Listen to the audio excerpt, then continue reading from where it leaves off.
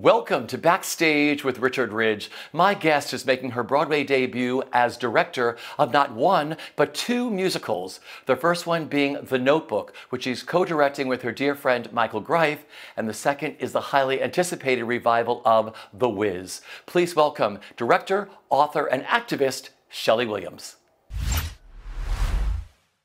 Well, first of all, I am thrilled to be sitting with you here. Well, we're in Rick Miramontez's atelier here at the Civilian. How excited are you? You're making your Broadway debut as a director, not once this season, but twice, a month apart, between The Notebook and The Wiz. How excited are you? Oh my gosh, beyond excited. Richie, I feel like it's the greatest time in my life. Absolutely.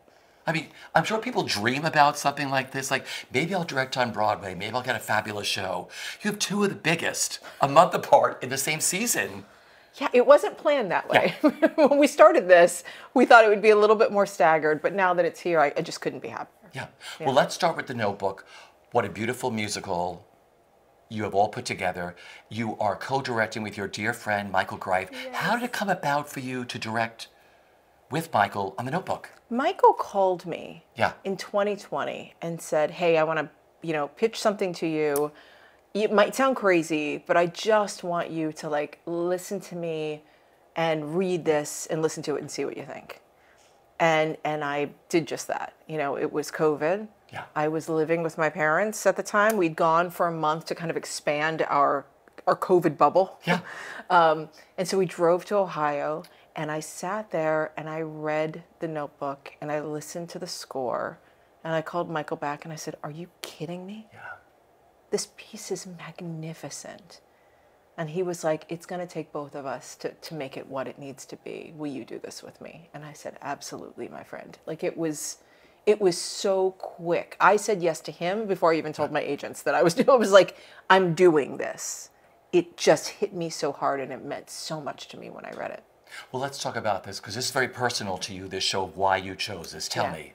Well, my mom has Alzheimer's. So I was actually living with my parents during that period of time, and I was seeing it every day up close. Yeah. And that was, it's one thing when you're visiting for a week or it's the holidays and everyone's there. So when I read the show, I was like, oh my goodness, this is a story that I know. It's a story that so many people know. It's a story that, is full of hope. Yeah. Because the person you love is in there. That even if they can't say your name, you can see the love in their eyes. And so you just try so hard to hold on. And I just want to be able to give that hope to people when they see the show. Yeah, because my mom had Alzheimer's too. And my husband's father had it. So we've sort of dealt with that whole thing, and that's why I fell in love with the book first, and then I fell in love with the film, but I cannot wait to see what you've all done with this musical. And what I love about this, talk about the creative team, your composer and book writer. Oh my gosh, Ingrid Michaelson and Becca Brunstetter are just geniuses, truly. Ingrid's score is so heartfelt, and her lyrics are so smart. They just elevate these moments and keep them from falling into anything that feels like it's overly emotional. She just keeps you moving forward. And Becca's book is funny and heartfelt and so smart. And the way that they cleverly decided to show this couple at three poignant times in their life, that was all on the page before Michael and I joined. When I read it, I thought, this is really a smart way to tell this story because it always keeps the older couple in front of you the whole time. They're not just bookends. It is definitely their story that they're looking back on. So that's something that I really love about the stage production.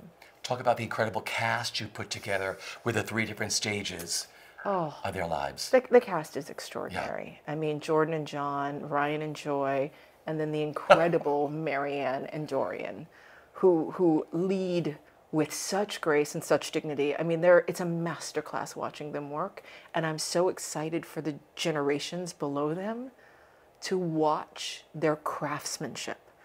I mean, to really see their technique and see their connection, and watch, years and years and years of storytelling on stage every single night. Not to mention their professionalism. Yeah. it's really, really, like sometimes Michael and I are like, we just need to stay out of the way, because they really know what they're doing. No, because when we were at the meet and greet, I remember talking to the younger cast members, and they were like, just to watch Marianne and Dorian work. Yeah. And that's great when the younger generation like looks up to these people and are like, oh, that's how it's done. Yeah. You know? I mean, that's what we did, right? Yeah. A couple nights ago, we were all standing on the street honoring Miss Chita Rivera and just going, the first time I ever saw her on stage, I went, oh, that's Broadway. Yeah. And any time I got to be in her presence, I was like, what can I learn? Yeah. Because she's a legend and a storyteller, and it was in her bones.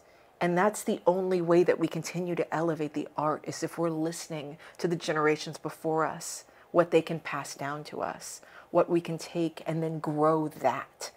So it is really beautiful to be a part of a show that has that kind of baton passing down legacy in it every single night. It's funny you say that, because Chita was my favorite. Everybody knows this. And we all stood in front of the music box in the Imperial, and I kept looking across the street at the entire cast of The Notebook. They were all on, they opened their dressing room windows above, and they were all on the fire escapes.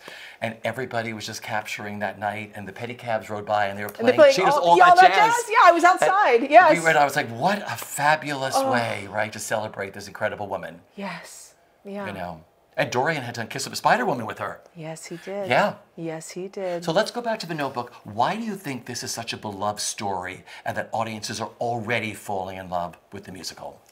Because we all want to fall in love. Yeah. Some of us are lucky enough to meet that love. And I think we all want to be loved so fully for who we authentically are. Yeah. We want a love that matters, a love that endures, and a love that is worth fighting for at the end of our lives. Yeah. I mean, it's so simple, right? You want to build a life with someone, and when you look back on your days, you want to say that was a life well spent. Yeah. Yeah. What are you enjoying the most about working on The Notebook? Oh, goodness gracious, that it's growing my humanity. Yeah. Really. You know, I've never directed a show where I've actually cried during scenes, and really surrendered to the fact that part of making art and allowing you to affect you as a human is natural. And it's okay. It's okay to have those moments where, you know, I'm like, whoo, this is hitting close to home. Because I know that if it hits me that way, it's going to affect audiences the same way. So I really had to kind of lean into places where I feel kind of vulnerable, and allow that to be an organic part of this process. So I was going to ask you, what do you look for when someone says, I'd like you to direct this? Do you ask them, why me? Always. Yeah. Always. You know, I ask that question because sometimes, especially recently in these last couple of years, they want a Black person on the project. Yeah. So I really want to know, why do you want me? What is it about me that you think I can bring something unique to this piece? And I feel like if they really get me, if they know why they want me to be a part of it, then I'm really interested in going on the journey of reading it and seeing if it resonates in my bones. Anything that I direct has to, you know, for me, be worth leaving my kids. Yeah. Because it is an enormous amount of time that we're putting into a show, a lot of hours away. And there's a sacrifice that goes to the other side of that. You know, like being here for 2 months in the city means I'm missing my 2 daughters, who are so close yet so far, right? But they're 12 and 13. And it is a big sacrifice to miss that much of their lives. I have to love the show. I have to know that what I'm making on stage is going to have an impact on the world and in the way that they are seen in the world. Because I know that art can change the way that we see each other. So I have to feel like I'm also doing it for them. I love that. You and Michael have known each other since Rent. Yeah. Do you have a shorthand now? It's like brother and sister, right? Michael and I, not only have we known each other since Rent, and we put up many companies around the world together, we've remained very, very close. Yeah. You know, I often tell the story of, he was one of the first people to come over and hold my baby. And I literally like gave him my baby, and I was like, you've done this before, you have kids, I'm gonna go take a shower. Like, you know, like we've known each other for so long. I've been, you know, part of his opening night tribe for many a shows. He supported me, you know, on my journey, you know, as a director. And so just sitting down and learning from each other every single day, you know, we're We have a lot, in the Venn diagram, we have very similar tastes. We have very different ways of getting at things. And so we're constantly learning from each other, which is really beautiful. I mean, he has so many years of experience, and it's so nice to be able to lean over to him and say, okay, let's talk about this. And it's been a beautiful exchange and something that directors rarely have. Yeah. They rarely have this kind of partner. So it's wonderful. Now, you two met on Rent.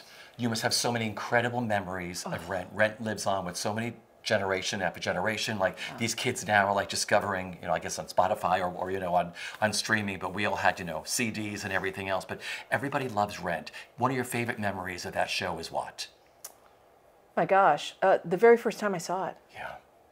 The very first time I saw the show, it's so interesting. I moved to New York in 1990. And my two people in the dance class I took regularly had AIDS. Yeah. One of my mentors died of AIDS just as I was moving to New York. I did Porgy and Bess, and the Porgy very slowly passed away. We watched him, just disappear, and passed away. And I didn't have a vocabulary to be so young and not understand how my peers were going. No one talked about what it meant to be 20 years old, 21 years old, and lose your friends. And when I saw Rent for the first time, I felt like someone saw my generation and the pain we were going through. And when Gilles sang Will I was like, you don't have to be homeless in the East Village to know what it means to see your tribe feel like it's just being attacked. And the show meant so much to me because it spoke to me. Isn't it great how art does that? Yeah. Yeah. And themes like No Day But Today, the story about picking your friends, your friends really becoming your family and the loyalty of that, it still, to me, is one of the most powerful pieces of theater. Rent did something that our country wasn't doing. It was creating a conversation about AIDS before the president would say it. That's the power of theater on stage. And it was an honor to be a part of it. It was an honor to take it across the world. It will always be in my bones. Well, now we have to get into The Wiz. Yes. The Wiz remains one of my all-time favorite musicals.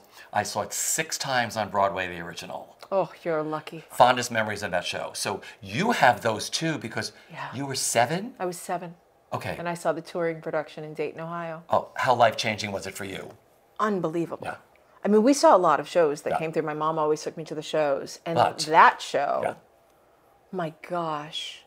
I mean, seeing all of those black bodies on stage, to see what, I perceived to be a little girl like me, telling a story that I knew that I never saw myself inside of. Like, imagine growing up and hearing all of these fairy tales and never seeing yourself inside them. And suddenly, I could be one of this little girl. I could be Dorothy. That changed everything. That meant I could be Gretel. I could be Little Red Riding Hood. Like, it changed everything about the way I saw myself, right?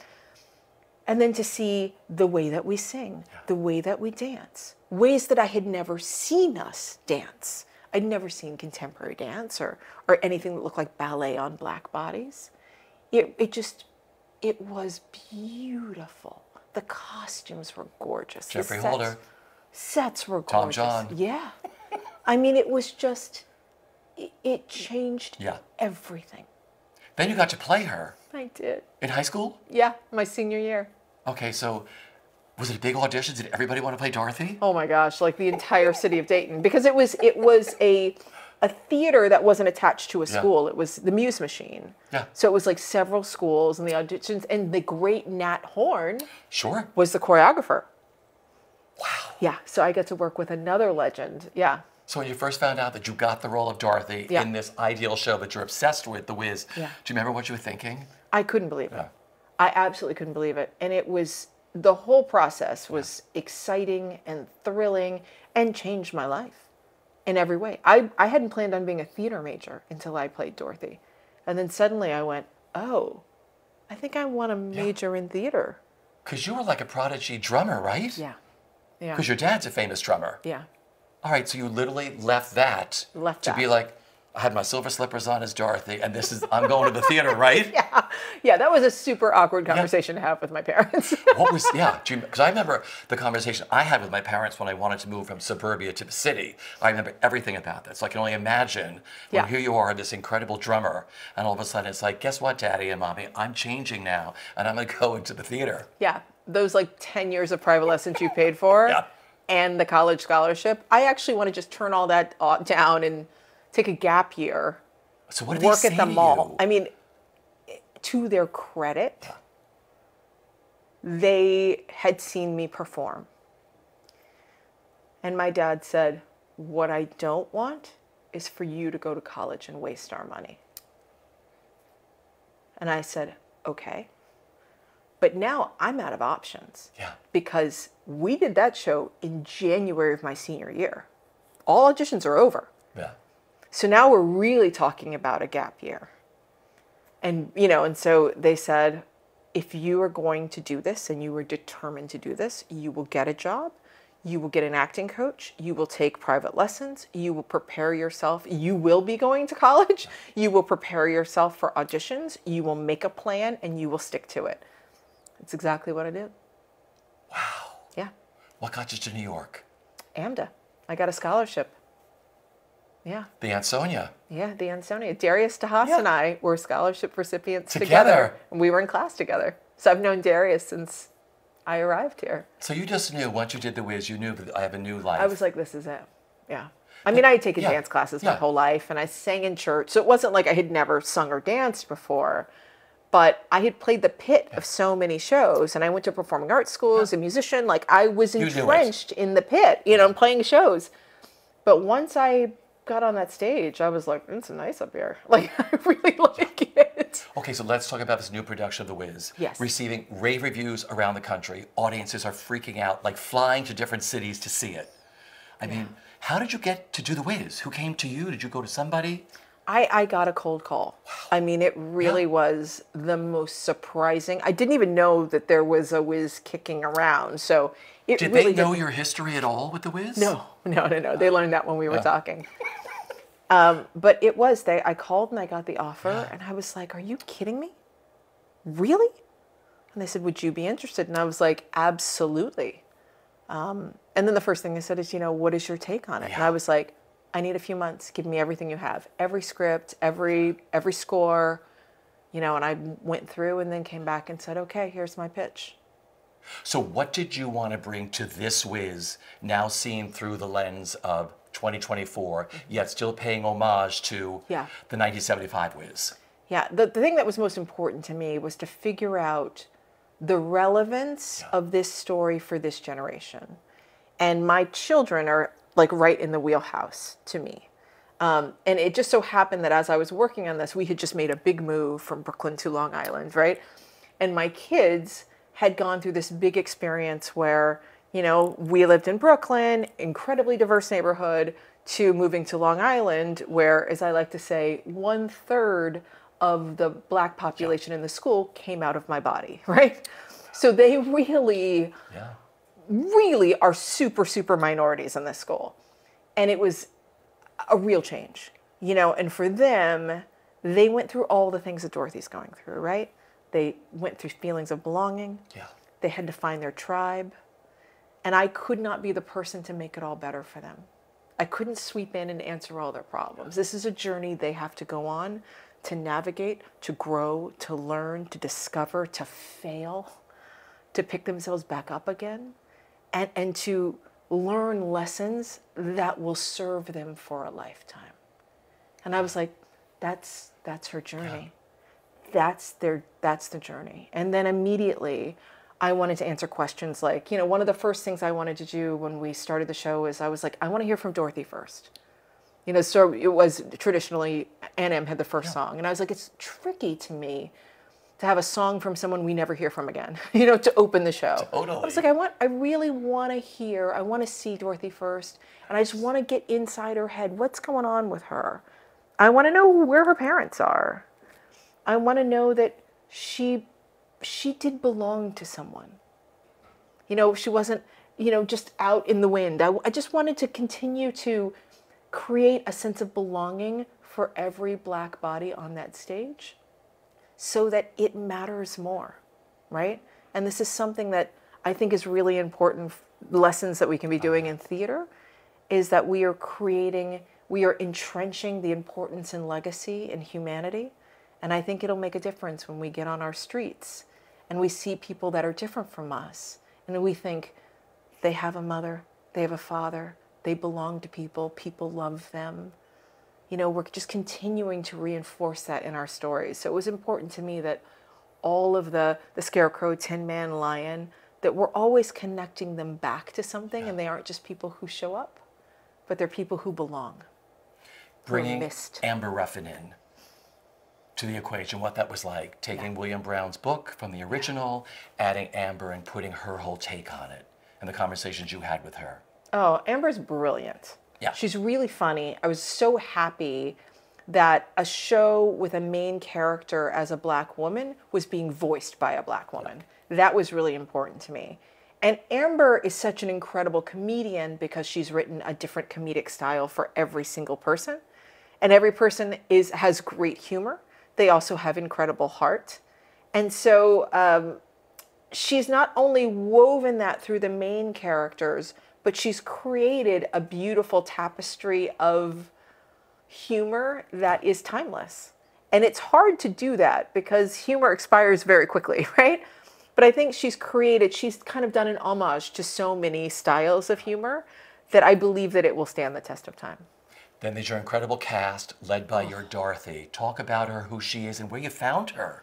Nichelle. Yeah. Oh, Nichelle is so wonderful. Dorothy was, of course, the hardest role to cast, and the last role we cast. I mean, a month before rehearsals, they were like, we're still seeing Dorothy's. And I was, you know, I was like, I'll know it when I see her. Yeah.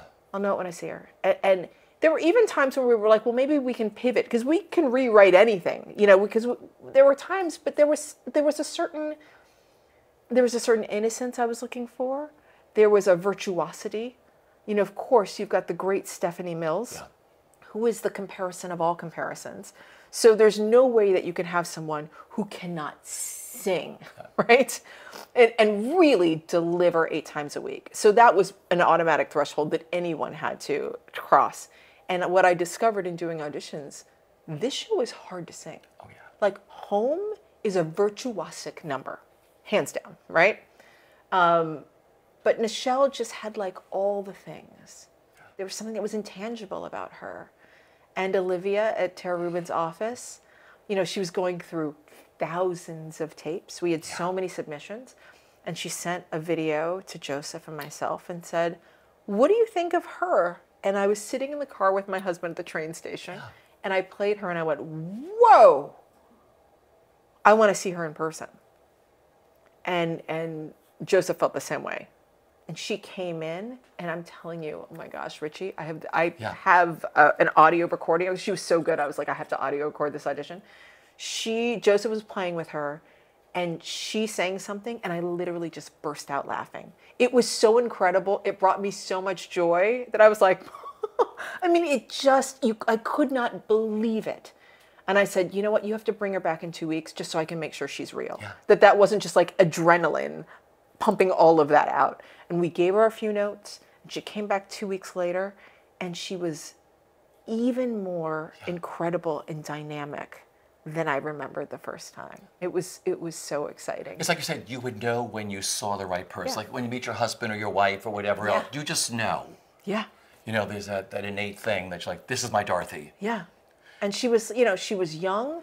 She was, you know, non-equity, but she was working. Wow. She was like on the journey. You know, the talent was there. And what's been great about having this 6 months is like watching her grow from Baltimore and then seeing her at the opening at the Pantages just last week. She's grown so much in this last 6 months. It's exciting. So you've been flying back around. What I love about The Wiz is that they've taken it on this cross-country tour before Broadway. Yes. This is like old school that shows used to do, seriously. Yeah. And I just love that you've had that option to go to all these great cities. Well, The Wiz is everyone's. Yeah. It's not just New York's. Yeah. And so it's felt so good to go across the country and give the gift of this beautiful show to communities that usually have to wait years to see it. And so it's been great to hear the response. Yeah. You know, it was really important to me for the show to go to communities that were Black communities. You know, that we know, are we really getting the beats right for the core audience of this show? Does the humor resonate? Does it feel familiar? Are we really connecting? And so it's been really a great process for us creatively. And just watching audiences across the country fall in love with this show before New York, what it's meant to you? Everything. Yeah. You know, it's the generational connection. Yeah. You know, it's incredible to see people come with their parents that brought them to the show in the 70s. And to see little kids. I mean, in LA, I must have seen, I don't know, 300 or 400 kids there. And I was like, look at all the littles. They're so cute. And they were so happy and they were singing, and it just, you know. It's the new generation for The Wiz. Yes. But like I said, the rest of your cast you put together is absolutely brilliant. And just the whole look, the creative team you have of your show, and the look of the show, and the costumes, and the scope of it. Yeah. Yeah. How you're able to travel across the country with that baffles me when I look at these Kyle, pictures. Philip, Avery, unbelievable as the friends. Deborah Cox, come on. Love her. I mean, when she sings If You Believe, you think you can do anything, right? Wayne Brady has just joined us, and Wayne is magnificent. You believe him. He's so good. It's such a joy. And then the ensemble is extraordinary. Absolutely extraordinary. Storytellers, each and every one of them. I can't wait. It's I know just that Melody Betts. Yeah. Oh, goodness gracious. Who it's plays, like chock full. maybe we're giving something away, but she plays Aunt Em and Eveline. Yes. Which I think is a brilliant idea. Well, a lot of people don't even know that even once they've seen the show, they don't put that together because her performance is so transformative. I think it's so brilliant. They just start her off as one thing and she stops the show another way. And that just happened in our, when we were doing our May lab. We were like, oh, let's just keep it small. We'll just have a few people. And then I was like, we're going to keep this. This makes a lot of sense. And there's time to make a transformation. You also are a well-renowned author. Talk about your first book, and then you have a new book coming out. I do. Your Legacy, a bold reclaiming of our enslaved history. Brilliant. That was a book that I wrote for my daughters. And I wrote that my husband is Jewish. My married last name is Kleinberger. Nice. And I sat through many Passovers with my daughters. And then when they were in a high chair and they were learning about their Jewish enslaved history. And as we sat there every year, I thought, I've never talked to them about their enslaved history as a Black person. And I was embarrassed by that. And I didn't know how to tell that story. And so I went on a journey to research, and I realized that slavery wasn't, being a slave wasn't who they were. It was what happened to them. That their story starts in Africa. And the greatness of our ancestors were brought to America and grew this country. And so it really became a story of empowerment. And I was so excited to tell them the truth of this incredible history and legacy that they have as ancestors of Black people who were enslaved and did great things and are survivors and thrivors in this country. Well, congratulations on the awards you've won for that book. Thank you. And the new one's coming out. Is it May? Yes, in May, yes. What's the new one called? Is there sort of a sequel? Yes, it is. It's a prequel, actually. Oh, prequel. Love it. It's a board book for toddlers, and it's called Your Legacy Begins. First Words to Empower. Good for you. Thank you. I'm enormously proud. It is the thing that I never saw coming in my life, and I bravely said something out loud that I was scared to say. I was I want to write a children's book, and someone heard me and said, I think that's a great idea. And that is wonderful. Yeah. So be fearless. Yeah. That's the...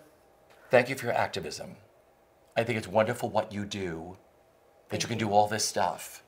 Talk about, you're one of the co-founders of Black Theater United. Black Theater United, what that honor means to you and putting that all together and being an activist. I would not be in theater. I wouldn't be on stage had it not been for Ruby Dee, Ozzie Davis, Lena Horne, Mr. Belafonte, Mr.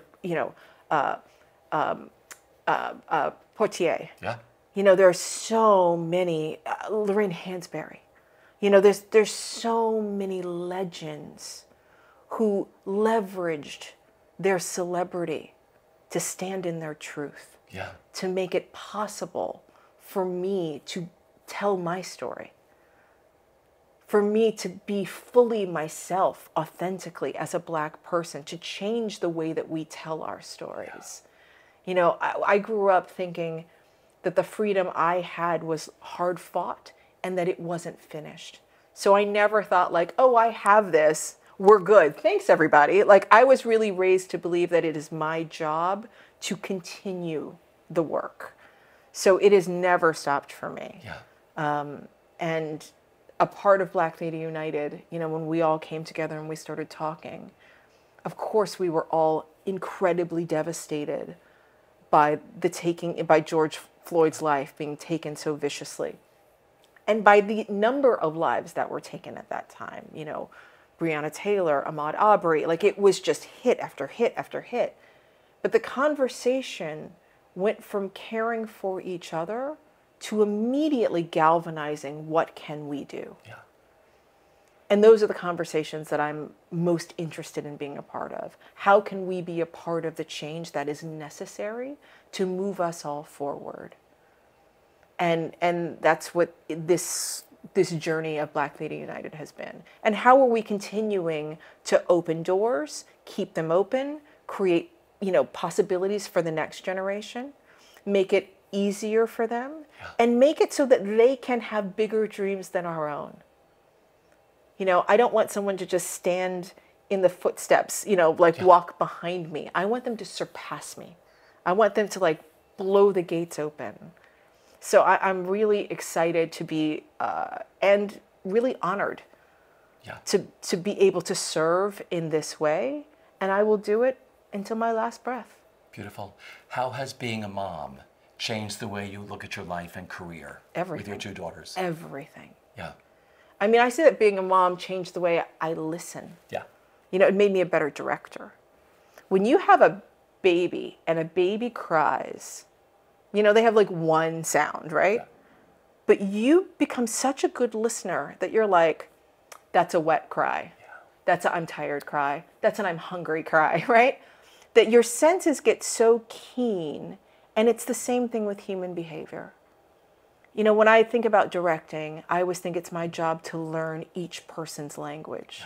I need to watch them. I need to really understand the best way that I can communicate with them so that they can be empowered in the best that they can be. And that's the way I have to be as a mom. I have to always be listening, observing, caring, you know, really thinking about how am I always encouraging you to be brave. All the things that we want actors to do on stage. How proud are your daughters of you? Oh, they are. I'm happy to say that they're incredibly proud and that I have them always entrenched in my journey. You know, when I'm getting costume designs from costume designers, you know, I'm sitting down and I'm like, ooh, what do you think of this one? You know, so they're a part of every part of the process. And so when they see a show, they feel like they're part of it because they are.